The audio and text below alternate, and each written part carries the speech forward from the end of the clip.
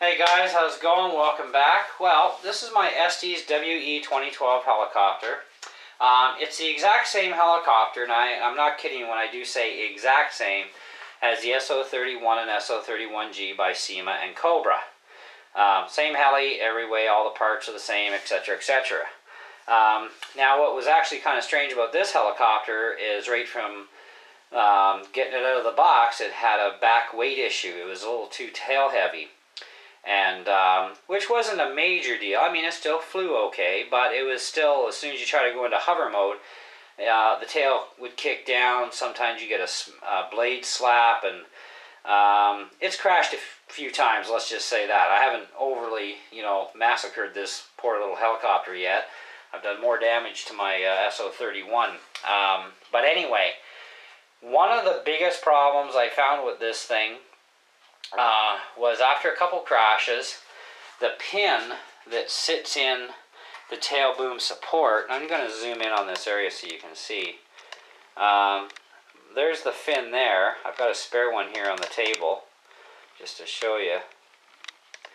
Now, this there's a pin that would normally come up through here, and it goes into the tail boom, and it's actually a lock is what it is, so that your boom can't move up and down when it's all attached.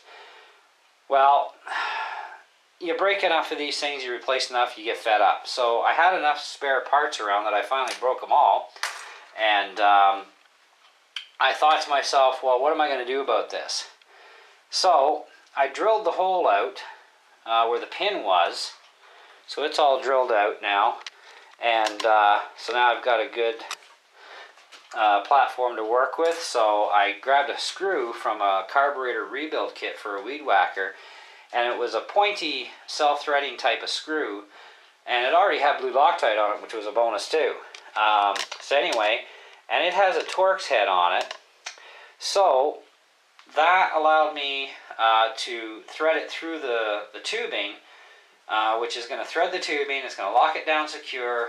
And now I'm not replacing these things anymore. This is still the same one since, and I've crashed this heli a lot of times since. I've nailed the boom like on a crash out of the air, because you still crash, right? No, I just don't crash as often as I used to when I first started flying helis.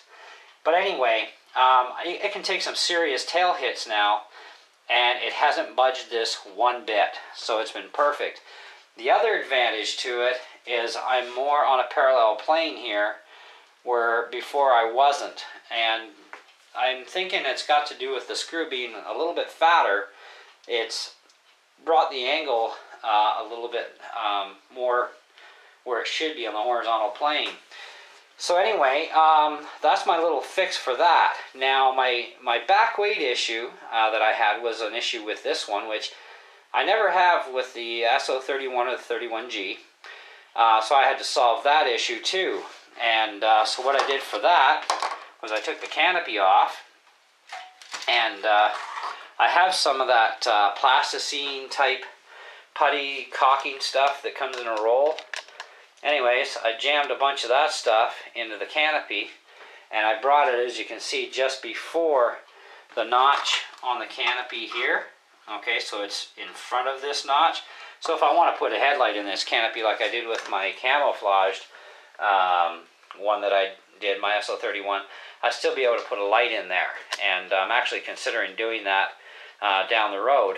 But so anyway, so that Plasticine actually finished off the weight distribution, and so now when the helicopter hovers, it hovers just beautiful. I am going to do a video of this as soon as I get a calm wind, or preferably no wind, because these things fly better in no wind than they do with having wind. Just the nature of coaxials for some reason, I don't know. But you'll see there will be a difference from, you may have experienced this yourself, where you've got tail weight, where this will actually help cure that issue and balance things out better. Some people say, well, move the battery up forward. Well, that creates a very bad issue. That's not going to get you flying any faster forward, other than to take a nosedive into the dirt. So you want to leave your battery alone if you can.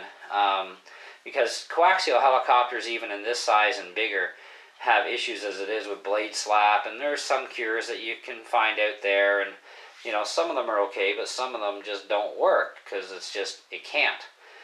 So not every helicopter can take advantage of flipping the bottom blades upside down to help avoid blade slap, and that's all it does, is it helps to avoid it. One of the things that I've found that's helped me avoid a lot of the blade slapping that can occur is when you throttle down, especially if you're at a very high height, do it extremely slowly, and you'll get much better results. The other thing is, you know, watch the wind you're in. Wind itself can cause some blade slap to go on when you're going forward and turning at the same time. I've had that issue a few times, and you know, so, but you probably would do well to benefit if you've got a tail weight issue. That is definitely going to help with the plasticine in the front, because that stuff is actually quite heavy. So you don't need a whole lot of it, but just enough to balance everything out. And the helicopter is going to hover, you know, fairly evenly, you know, and your forward momentum will be just as good. You know, so there's some little fixes there. I haven't done any other modifications to this helicopter other than what I've mentioned, but what I have done, I got to tell you, I'm very happy now. I can stop crashing this thing so much now that I've solved these issues. So I thought I'd share a little bit of this information with you guys. And like I said, as soon as we get a calm day, we're going to do a flight to show you how it flies now with the mods. I do have a flying video with this one, but without any of the modifications done to the tail boom or to the canopy there. And so you'll see probably a nice difference between the two. Yeah, when you're going to fly these things, though, like 11 kilometers an hour, I've done it up to 22 kilometer an hour winds, and it's kind of dicey, but you can do it with this thing, and it works. But the lower the wind, the better with these things. So anyway, that's it, and thanks for watching, and we'll see you on the next vid.